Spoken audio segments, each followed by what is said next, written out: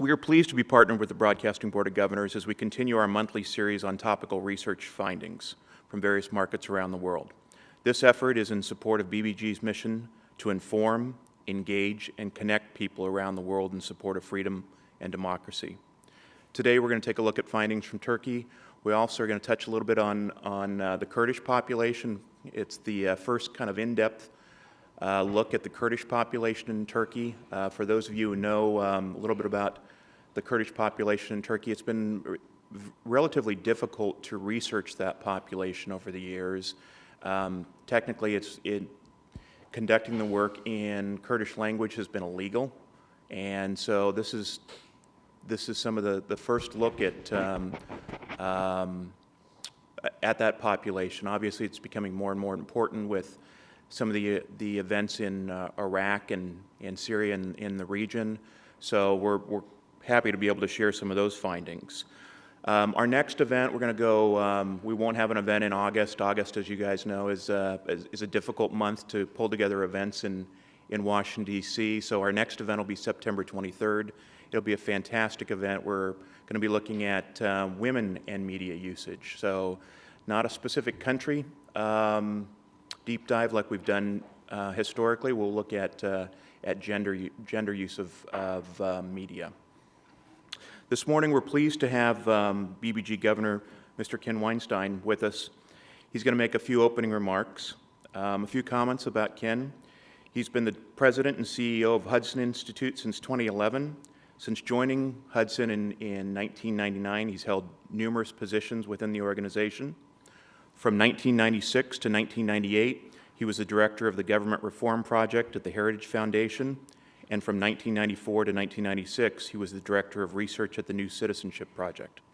He served on the National Council of the Humanities from 2006 to 2012, and was appointed to the D.C. Advisory Board to the U.S. Commission on Civil Rights in 2010. Please join me in welcoming Governor Weinstein.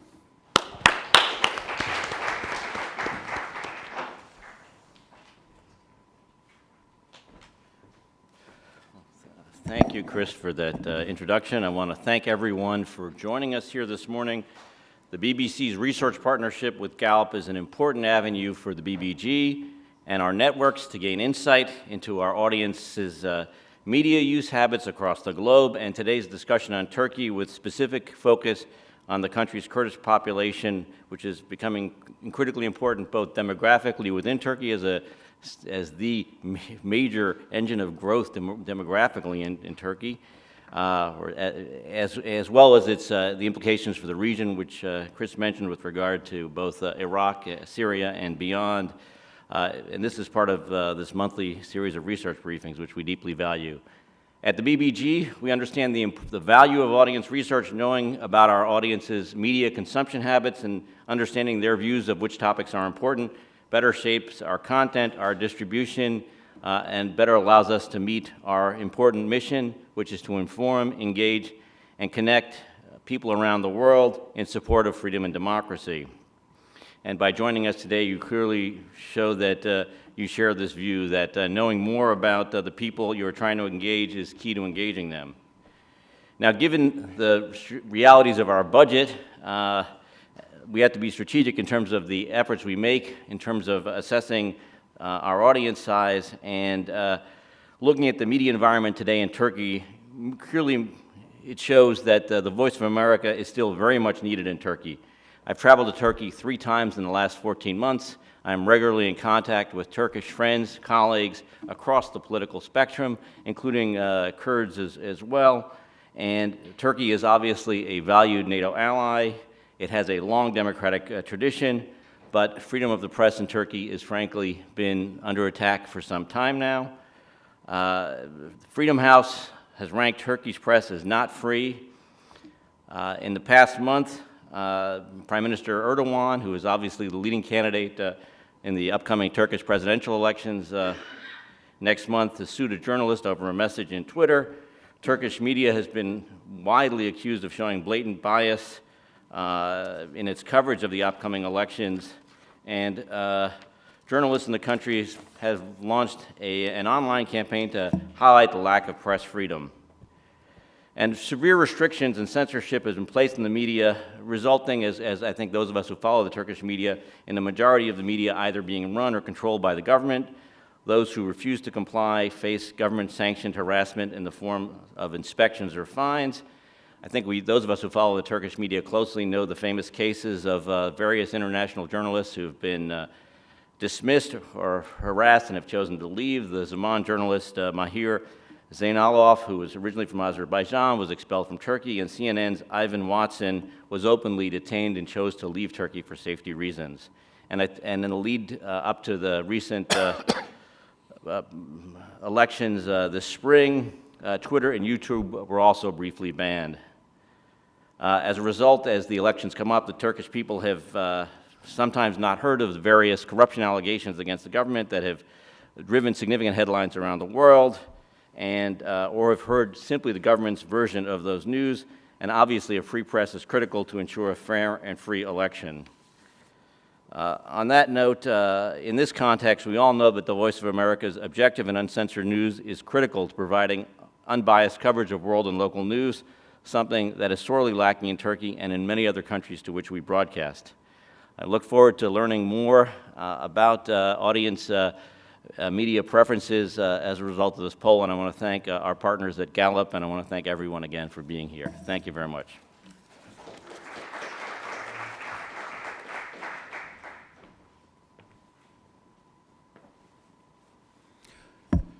Our next speaker is my colleague, Dr. Rajesh Srinivasan, who's a regional director of research here at Gallup, also manages the BBG research program. Rajesh is going to share with you kind of an overview of some world poll findings, our Gallup World Poll Initiative, and then we'll pass things on to Bill from the Broadcasting Board of Governors. Rajesh?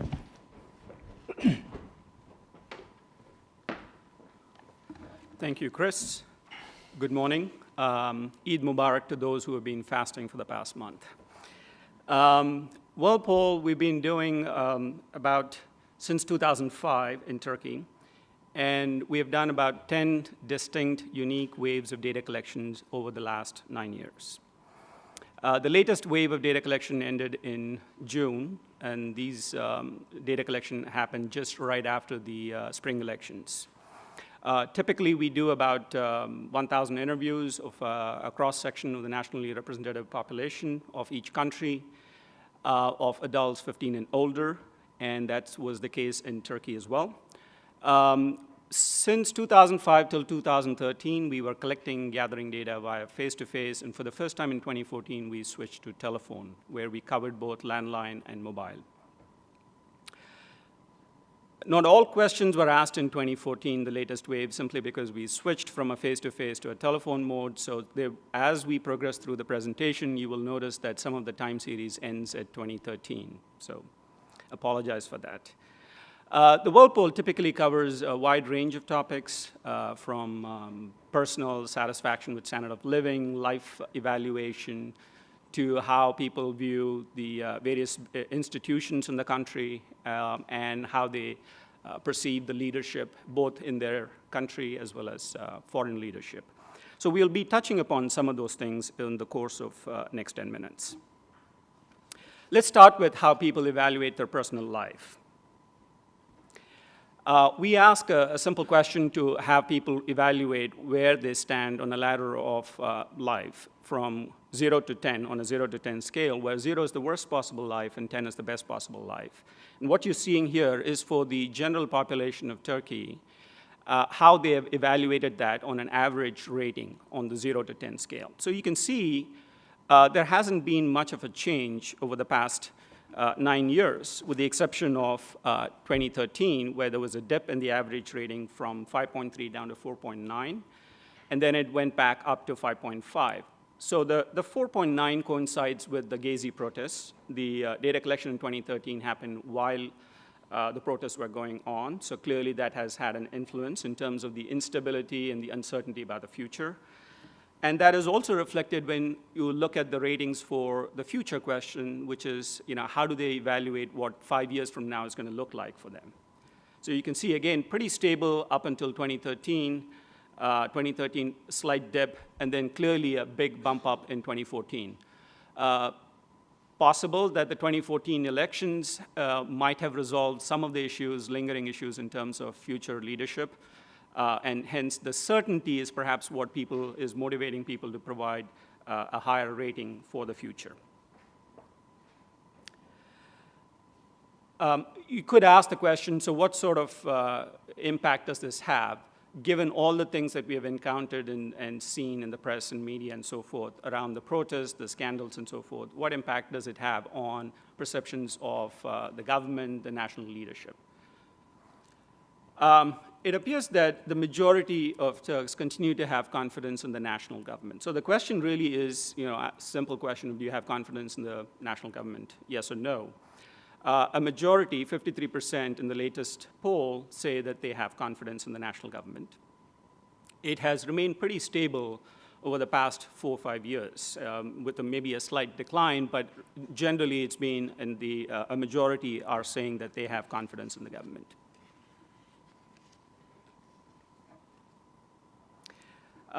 Although we did not ask the questions around judiciary and military, confidence in the judiciary and military in 2014, if you were to look at what the trend lines looked like up until 2013, that sort of mirrors what you see for the national government. About 56% in 2013 said that they have confidence in the judiciary, and about 68% said they have confidence in the military. So if you were to extrapolate this for 2014, the numbers wouldn't be that different. We expect that it would be very similar. For the government to enjoy a majority sort of confidence there must be something going on with the population. Vast majority of the population must be feeling pretty good about it. So if you look at the standard of living question, which is a pretty good measure of the economic sentiment in the country, that tells us something about why that may be the case. When we look at the overall population, about 57% of the people say that they're very satisfied, or they are satisfied with the standard of living, the current standard of living, which is a pretty good number. And again, once again, it's been pretty stable with the exception of 2013. There was a pretty rough economic period for Turkey in 2012, 2013, which might have partly contributed to it. In fact, the split in 2013 for the satisfaction was pretty even. 51% said they were satisfied, 49% said they were dissatisfied. But since then, it has definitely moved up, and it is trending upwards. However, when you look at when we break down the population by income quintiles, that is looking at the top 20% of income and the bottom 20% in income, it's not surprising that the top 20% feel more optimistic and more satisfied with the standard of living, although you do see the decline in 2013, again, a pretty sharp decline from 2010 down to 2013, but a significant bump up in 2014 for the top 20%. And if you look at the poorest 20%, it is very interesting to see over the entire period, the 9 years that we've been measuring, it's shown a consistently positive trend, and although the 2014 numbers indicate a slightly less than majority are satisfied with it, it's still a pretty large number. So one could argue that this may be part of the reason why the government continues to enjoy pretty strong support.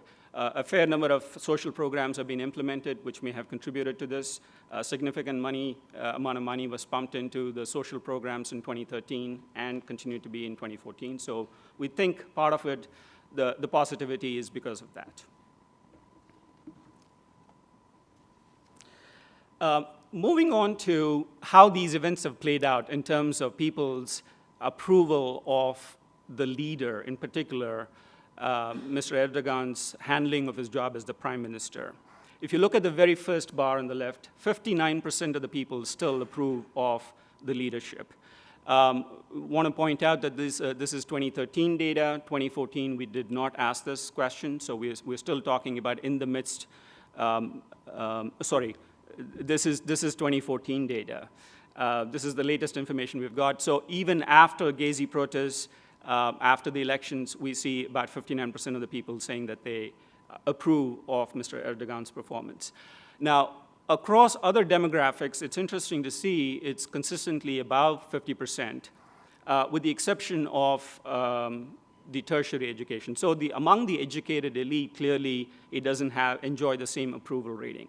There's also a pretty significant difference between urban and rural. If you see, he enjoys greater support among rural, 68%, versus urban, 56%. The difference between Turkish and Kurdish is really not significant, although you can see that it is higher among the Kurds. Perhaps the policies towards the Kurdish population that the current ruling party has extended is reflected in these sentiments. What about perceptions of foreign leadership? If you look at, we've been again asking approval of the performance of the US leadership, and 1 in 4 say that they approve of the job performance of the leadership of the United States. And it sort of measures up compared to some of its neighboring states, not very different from what we see there. About 40% disapprove of the leadership, the US leadership, and about 34% say they just don't have an opinion. They don't know enough to be able to say that. It's interesting considering that it's a NATO ally. What about leadership, other foreign leadership?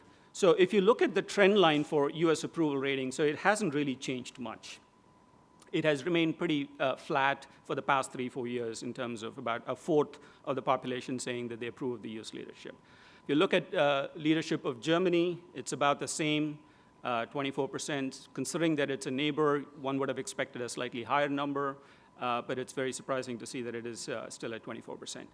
EU, you see that it is about the same number, except in 2013, the number sort of bumped up to 34%. So between 2012 and 2013, the numbers went up. This despite what happened with respect to the Gezi protests.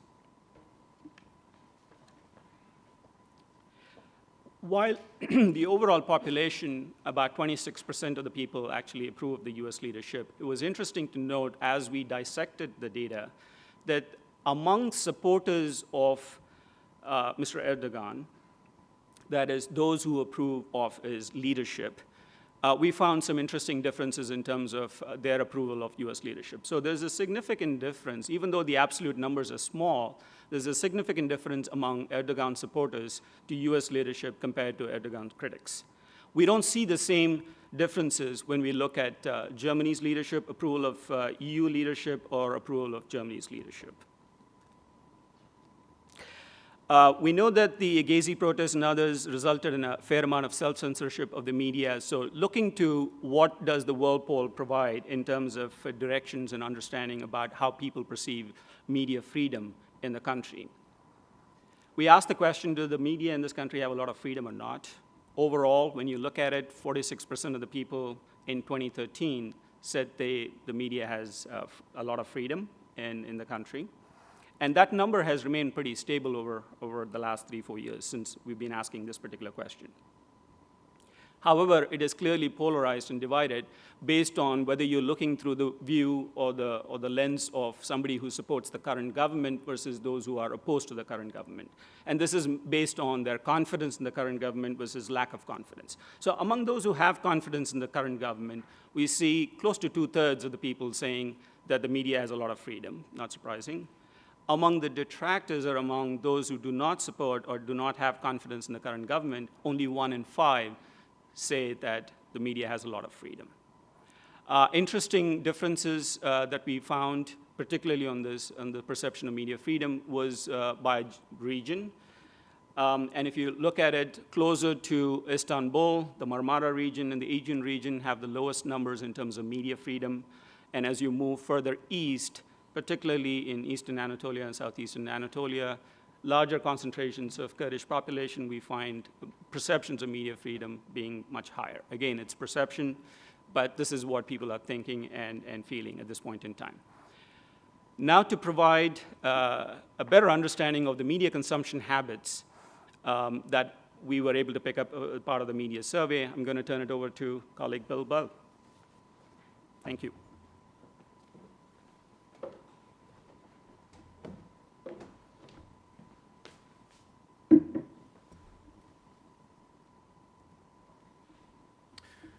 Thank you, Rajesh, and good morning.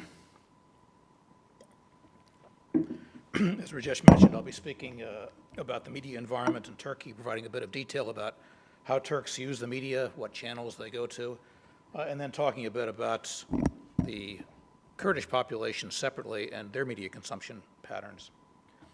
Just to give you a bit of background on where this data comes from, this is based on a national survey of Turkey that we did in collaboration with our partners at Gallup in November and December of last year. It was a telephone survey with a sample of just over 2,000 people, representative of the national population. We included mobile phones in the sample this year in recognition of the fact that that's how many people use telephones. And for the first time, as Chris mentioned earlier, we were able to do an oversample of the Kurdish population. This was important for us because BBG is the only international broadcaster, at VOA specifically, within BBG, that has a Kurdish language service. While that service was initiated primarily to serve the Kurdish-speaking population of northern Iraq, and that's still its primary target, the service is quite interested in understanding the potential for reaching audiences in other parts of the Kurdish-speaking world, and they were quite interested in our studying the Turkish part of the Kurdish-speaking community, because that, as you know, is the largest single conglomeration of Kurdish speakers within the Kurdish-speaking world overall. So we had about 1,000 interviews with Kurdish speakers in the course of the research, and the data I'll be presenting to you today is based on the one hand on the national portion of the sample, about 1,200 cases representing Turkey as a whole, including the portion of the Kurdish population that fell naturally into that sample, and then a separate analysis of the Kurdish speakers as well.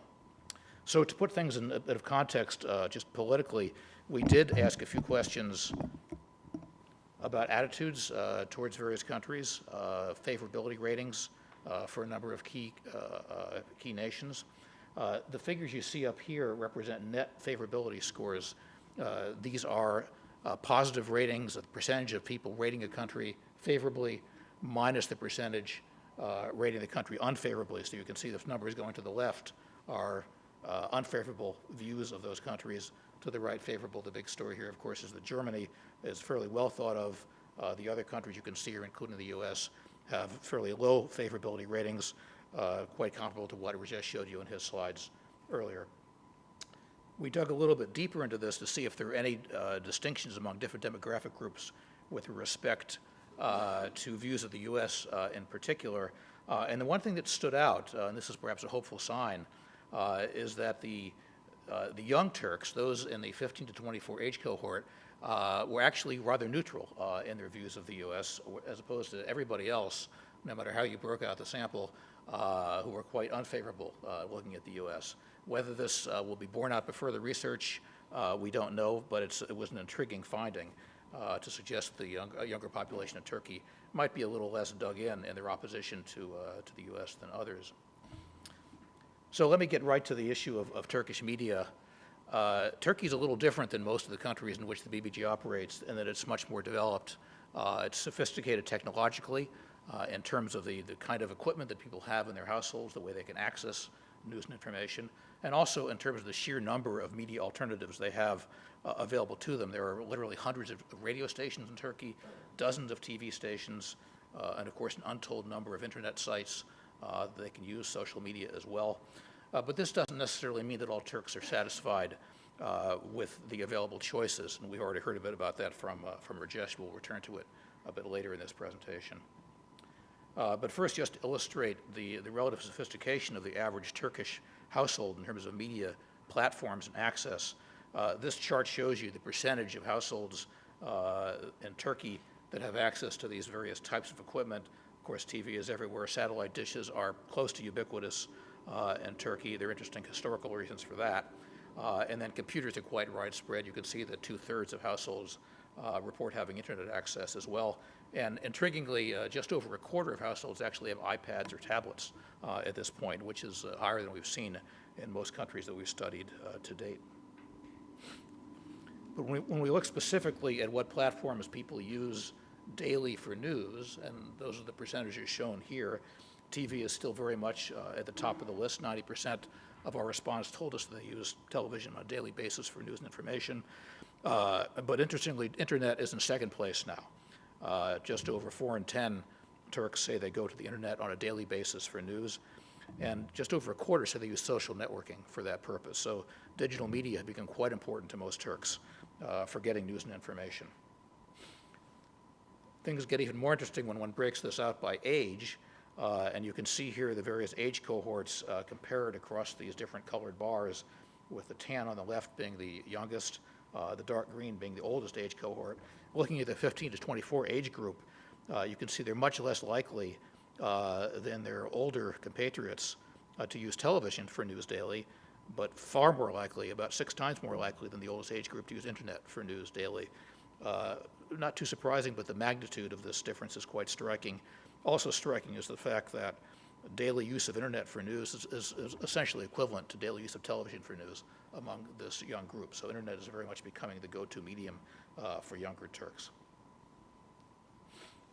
But then when we ask specifically about the actual outlets that people use for news, what outlets are most important to them, and the way we ask that question, they can name TV stations, radio stations, internet sites, newspapers, what have you. All of the top 10 are TV stations, with the exception of Hurriyet, the newspaper. Most of this was actually use of the Hurriyet website rather than the newspaper itself. But the story here is that when you ask people what specific places they go to, they still tend to name TV stations as their key sources of news and information. Now, back on the subject of satisfaction with the media, we asked a very specific question: how satisfied are you with the information provided by the Turkish media? And you can see the two bars or columns on the left represent dissatisfaction. Just over a quarter of our response in the survey expressed some degree of dissatisfaction with the Turkish media.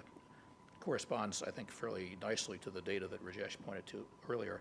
And there are good reasons for this. I won't dwell on these points because Governor Weinstein actually gave us a very good overview of some of the pressures on Turkish media in his remarks earlier. It is noteworthy that Reporters Without Borders now puts Turkey at number 154 out of a total list of 180 countries in terms of media freedom, just between Iraq and Gambia. That was a bit, I found that surprising, frankly, in checking that figure. Of course, the lack of coverage of the Gezi Park protests was a major factor in influencing people's thinking about this. And the growth of social media has been a very important response to that. And of course, we've seen the response to that growth of social media from the Turkish authorities as well. So there's quite a battle going on with respect to media freedom in Turkey today. We were a little curious about who these people are that are most dissatisfied with the Turkish media. We tried to break out the data to look at that. We didn't actually see any particular pattern.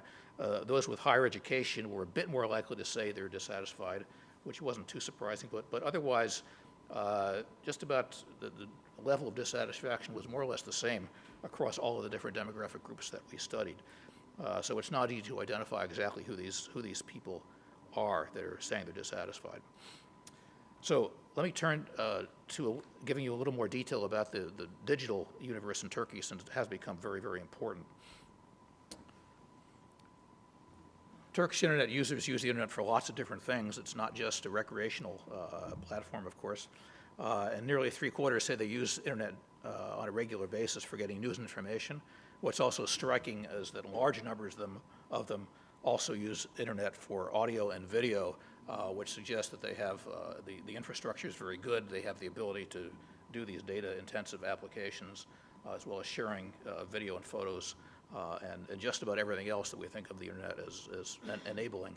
And they use the internet everywhere, desktops at home, on their mobiles, on laptops, and as mentioned earlier, quite a few now have iPads and tablets as well, so it's really quite ubiquitous. As one would expect, most access is in the Turkish language, but about a quarter of internet users also access English language websites. And you can see on the right, we did do a little further analysis of that group that is dissatisfied with the media in Turkey, and we can see they're a bit more likely to use English language sites. Not surprising, given that they would be presumably looking elsewhere outside the Turkish media for information that's alternative to what they can get domestically. Lots of Turks are sharing information electronically as well, and again, we saw this in the last 2 years in response to what's been going on there and the inadequacies of the domestic media. You can see particularly in the younger age group that's represented by the tan bars here, almost 70% say they share news on a regular basis via social networking sites. Lots of them post comments on blogs as well, emails, YouTube, and just about everything else, including Twitter. So there's a good deal of exchange of information on an informal basis using various electronic and social media means. But as in most countries that we've studied over the years, we ask people what websites you go to get news and information. Facebook is absolutely at the top of the list, way ahead of everything else. And we ask about social networking platforms in particular. Again, Facebook is the top, but there are a lot of YouTube users in Turkey as well as Twitter. Twitter is bigger in Turkey than elsewhere, although given the attempts to crack down on it, we'll have to see how that goes in the future. Everybody has mobile phones, and they use them for the obvious purposes. I'll skip this in the interest of time here. Let me turn directly then to media consumption among the Kurdish population. And again, this is the first time we've been able to study this issue in the Kurdish population in particular. And just to give you some context here, in doing the research, we came up against the question of how one identifies and defines what a Kurd is in Turkey. And as you know, that's been a sensitive and tricky issue. The way we identified Kurds for our research was to ask people early in the interview to name all the languages they use, whether at home or in conversation with their friends and relatives. And if they mention Kurdish as one of those languages, in addition to others, including Turkish, of course, we counted them as Kurdish speakers and hence eligible to be part of our Kurdish sample. But we were intrigued to find that when we analyzed the Kurdish speakers as a whole, that most of them, in fact, don't identify Kurdish as their main home language. Two-thirds of them say they speak Turkish, mostly at home, and only a third of the Kurdish speakers actually consider Kurdish to be the main language that they use in the household. And in fact, we found in other research that even many Kurds who identify ethnically as Kurds don't consider themselves to be necessarily fluent Kurdish speakers. Probably the most interesting finding to us was the strong similarity of the Kurdish population with the rest of Turks with respect to their access to and usage of media. And you can see here the green and the tan bars comparing the Kurdish sample to the national sample with respect to the media platforms and equipment they have in the households. They're pretty similar in most cases, a bit lower in terms of computers, internet access in the Kurdish community, but not much. So they're pretty close to other Turks in terms of their media ownership. And we look at media platforms used for news even closer. Almost identical, in fact, in terms of where they go for news and information on a regular basis to other Turks. So they look pretty much the same. They are obviously more inclined to access the internet in the Kurdish language. All of them go on the internet in Turkish, some in English, but just under 40% say they also go to visit Kurdish language websites for news and information. Now, I showed you earlier a chart about various channels accessed within Turkey. What's interesting is the Kurds, there are quite a few Kurdish language television channels that are available, some now in Turkey, which is new. Broadcasting in Kurdish was illegal until earlier in the decade. TRT 6, shown here, is actually a state-run Kurdish language channel. There are a number of other channels represented here in the green bars that are watched by the Kurdish population. There are many other channels we couldn't ask about emanating from northern Iraq, from Europe, some of the emigre communities as well that we just didn't have space to ask about in the questionnaire.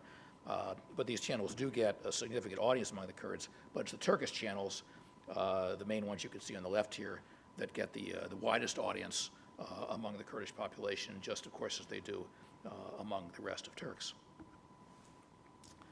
Things look a little bit different when you compare those who are main Kurdish home language speakers. If you recall that pie chart earlier, About a third of the Kurds identify Kurdish as their main home language. They're a bit more inclined to watch the Kurdish channels than other Kurds are, possibly because they're more at home in the language, or they're just more used to doing things in Kurdish. So you can see, in particular, TRT6, the national Kurdish station, Denge TV, are equivalent to many of the main national Turkish channels in their viewership among the Kurdish population as well. We did do some qualitative research among the Kurds, and while that's not the main subject of this presentation today, I thought it'd be worth mentioning a couple items that emerged in that research. And the first is that Kurdish media among Kurds is important for reasons other than the information or even entertainment that it provides. It's seen as a means of promoting the Kurdish language, which of course has been suppressed for so many years, as well as the cultural identity of the Kurdish people. And you can see a quote here illustrating that point.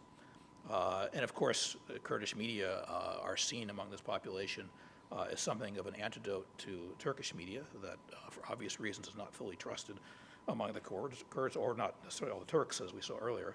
Though some complain that the Kurdish media are also biased, given that most of the main Kurdish channels are controlled by one or another political party or other interest.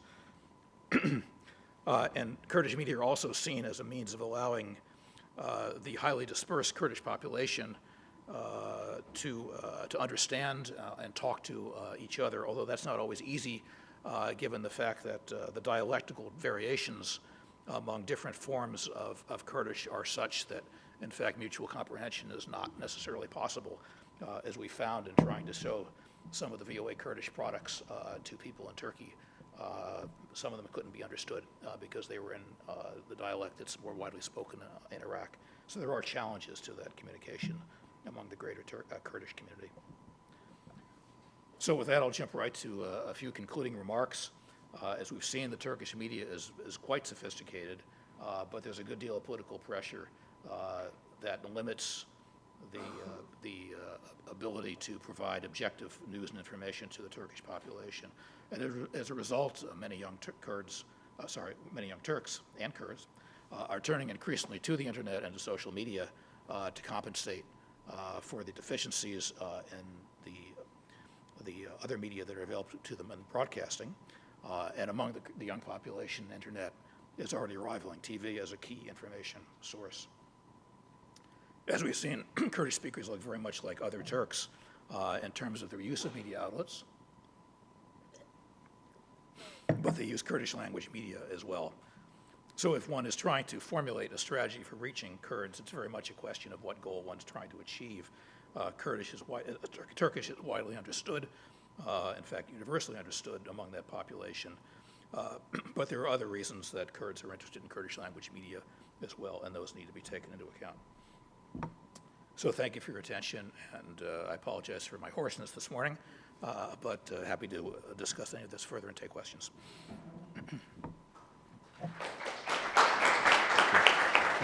In your polling of these different audiences, what kinds of messages appeal to these different audiences? Did you get a sense for what messages populations react to, either from the national government or from the Kurdish? That's not an issue that we studied in this research, so I can't really answer the question. I can say that there's that, as I alluded to, there are symbolic aspects to broadcasting in Kurdish to the Kurdish community that are quite different than broadcasting in Turkish to the Turkish community there. So there are implicit messages in simply the fact that one is broadcasting in the Kurdish language. But in terms of messaging specifically, that's not something we got into in this research. Thank you. I've got a question right here. Thank you very much, Dan Srebny from the State Department. Questions for each of you. For Bill, did you have a chance to look at the Kurdish-speaking or understanding populations' use of media broken down by provinces, and particularly comparing the populations residing in Istanbul and Ankara with those in the southeast to see if there were differences among the groups. And for Mr. Srinivasan, I think the slide said that on the question of perception of press freedom among the survey, that the question was not asked in the 2014 poll, and I just want to check if that's correct, and if so, to ask why. Thank you. Bill, you want to take the first one? Sure. Yeah, we did look at that, and I didn't report on it precisely for the reason that we didn't find much difference. It was somewhat surprising. I expected to see some significant differences, to see a poorer and more rural sort of profile for the Kurdish population. That didn't come out of the data. Whether there were sampling issues involved there or whether that simply reflects reality, I'm not entirely sure, but there has been a great deal of urbanization, even in eastern Turkey, in recent decades, and so the media profile doesn't seem to look that different. To answer your question, yes, it wasn't asked in the first wave of data collection in 2014, but we will be including it in the second wave. There are 2 waves of data collection going on this year. So. And the primary reason for that is since we moved from a face-to-face interview to a telephone interview, we have to shorten the length of the questionnaire, hence the reason for doing it twice in 1 year by phone. Other questions? Right here. Hi, I'm Jenna Gibson. I'm with Reporters Without Borders. And I guess my question was there anything in the data that talked about some of the effects of the censorship that has been going on? I know some of the more egregious issues have been after the data was collected in the end of 2013, but some of the censorship that's been happening, or that happened in 2013 against some of the protests and things like that, was that reflected in the data at all, or not really? Well, we didn't get into that level of granularity, and since we have only one data point in time, it's very difficult to try to associate specific phenomena found in the data with things happening. One can interpret the very high use of social media in particular as a response to what's happened to established broadcast media in particular. I think there's no question that's true. Lisa. Morning, Lisa Carroll with SRA International. Just one quick question. Were any of the interviews conducted in Kurdish? No, and we did discuss that point with the contractor, and after a lot of talk about it, we collectively judged, and Rajesh, please jump in if you wish, that it wasn't necessary. It's pretty clear that virtually all Kurds, however defined, speak Kurdish, Turkish, possibly the exceptions in very remote communities or very elderly or uneducated people, and so we didn't judge it to be necessary. Thank you. And I guess one other question, piggybacking on the previous one, was the censorship, as we unpack the level of dissatisfaction, was censorship mentioned, or were there other items mentioned that define dissatisfaction? No. Again, this is a short telephone survey. There was only so much level of detail we could get into. It's hard to imagine that was not one of the things on the minds of people saying they were dissatisfied. Other questions? Right here. Hey, this is Qasim from another agency. My question is about the media freedom. Well, you say that in total, 46% of people are, pleased with, think that media is free, while 54 of them say that no, it's not free. And when we look at the map, particularly those places, for example, in the western part of Anatolia, people think that media is not free, while when we go east, it increases. So do you think that political motivations confound the result as well, or has a confounding effect on the result, because it corresponds with the supporter of Erdogan and those, critical of Erdogan, the percentage. So can we say that, or do you, did you think that, well, political motivations can also be a confounding effect on these results as well? Thank you. That is always possible.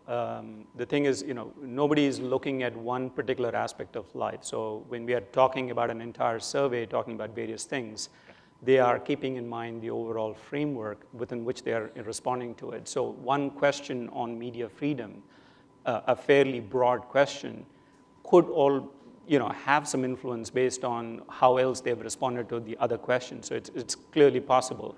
We did not specifically dig into it to see is it because of Erdogan supporters. Again, it's a cross-section, it's a point in time that we're gathering this data. Unless we track the same people over a period of time, it would be hard to say, is the change or is the perception of media freedom driven largely by political motivations? Because that's what would, it would be difficult for us to just say based on just a cross-section of it. We can clearly say those who have higher positive ratings of Erdogan feel like, media freedom is high, which we saw as part of the national government. When we saw the national government, clearly 2/3 felt that, media was free. So clearly there is some influence there, but beyond that, it's difficult to generalize. We had another question right here. Sapat from VOA. I had a question about the Kurdish media, given that the Kurdish-speaking population extends across the region, not just in Turkey. I was wondering if there's anything from the data that shows that the Turkish-speaking population was also following media outlets that are primarily based in Turkey, or is there also regional sort of media organizations? And specifically, I want to know online media for this. I don't think we have a high enough level of detail to get into that. As I mentioned, well, in the first instance, this was a short telephone survey, so there are significant limits as to how many stations you can ask about. But there are a very wide number of broadcast outlets in the Kurdish language, or different variants of the Kurdish language from different places, as well as, of course, websites. In the qualitative research, we did have the impression, and this is purely qualitative research, that many Kurds are relying heavily on internet for news and information. What sites, I can't tell you. I'd have to go back and look at that data. But there is Kurdish language information, entertainment available from a wide range of places, many of which, of course, are located in northern Iraq, now in Turkey itself. Dengi TV, which you saw on the chart there, was fairly widely watched, is actually based in Batman in eastern Turkey. And also, of course, the emigre stations that are based in Europe. So there's a lot of stuff available to them. Any final questions? Okay, just a couple reminders. One, the presentation as well as the video from today will be posted on the BBG website, so you'll be able to download those. September 23rd, just a reminder that we will be doing an event on women in media usage. It'll be a multi-country, more of a global perspective, but some fascinating data that we'll be sharing. And one final request, let's just give a nice round of applause to our presenters this morning.